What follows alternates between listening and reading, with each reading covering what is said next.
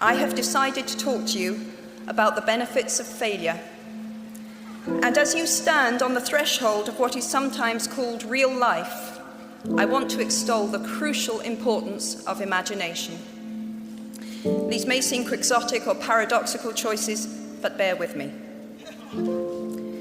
Looking back at the 21-year-old that I was at graduation is a slightly uncomfortable experience for the 42-year-old that she has become.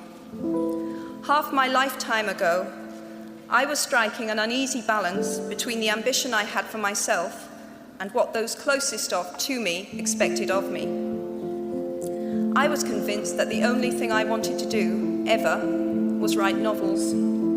However, my parents, both of whom came from impoverished backgrounds and neither of whom had been to college, took the view that my overactive imagination was an amusing personal quirk that would never pay a mortgage or secure a pension. I cannot remember telling my parents that I was studying classics.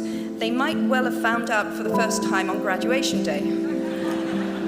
Of all the subjects on this planet, I think they would have been hard put to name one less useful than Greek mythology when it came to securing the keys to an executive bathroom.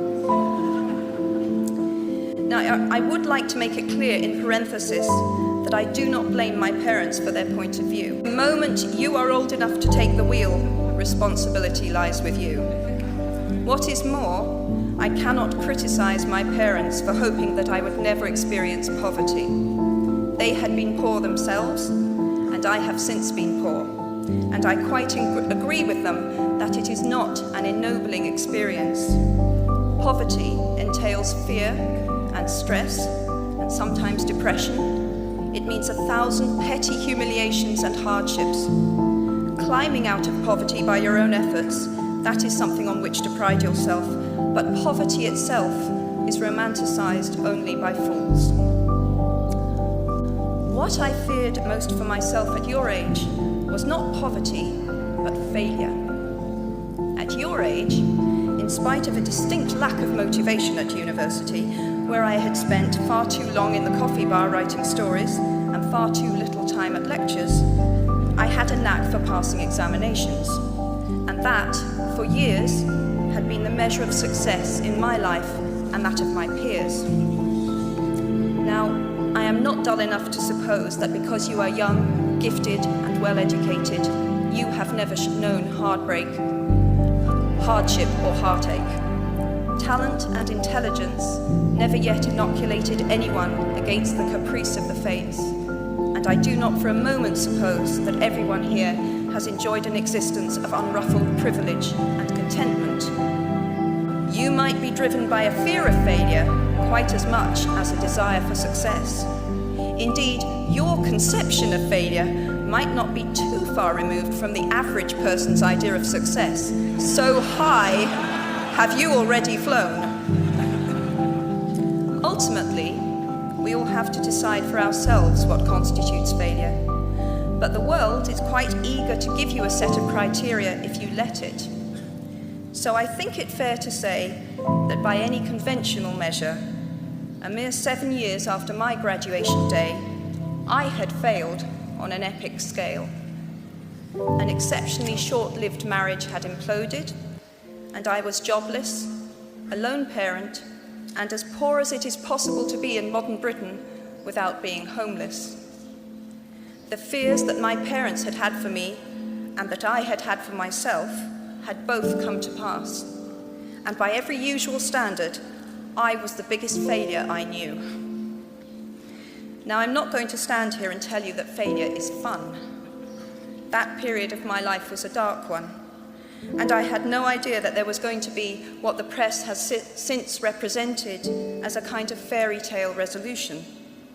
I had no idea then how far the tunnel extended, and for a long time, any light at the end of it was a hope rather than a reality. So why do I talk about the benefits of failure? Simply because failure meant a stripping away of the inessential. I stopped pretending to myself that I was anything other than what I was, and began to direct all my energy into finishing the only work that mattered to me. Had I really succeeded at anything else, I might never have found the determination to succeed in the one arena where I believed I truly belonged. I was set free because my greatest fear had been realized, and I was still alive, and I still had a daughter whom I adored, and I had an old typewriter and a big idea. And so rock bottom became the solid foundation on which I rebuilt my life. You might never fail on the scale I did, but some failure in life is inevitable. It is impossible to live without failing at something, unless you live so cautiously that you might as well not have lived at all, in which case you fail by default. Failure gave me an inner security that I had never attained by passing examinations. Failure taught me things about myself that I could have learned no other way. I discovered that I had a strong will and more discipline than I had suspected. I also found out that I had friends whose value was truly above the price of rubies. The knowledge that you have emerged wiser and stronger from setbacks means that you are, ever after, secure in your ability to survive. You will never truly know yourself or the strength of your relationships until both have been tested by adversity. Such knowledge is a true gift, for all that it is painfully won, and it has been worth more than any qualification I ever earned. So given a time turner, I would tell my 21-year-old self that personal happiness lies in knowing that life is not a checklist of acquisition or achievement. Your qualifications, your CV, are not your life, though you will meet many people of my age and older who confuse the two. Life is difficult and complicated and beyond anyone's total control, and the humility to know that will enable you to survive its vicissitudes.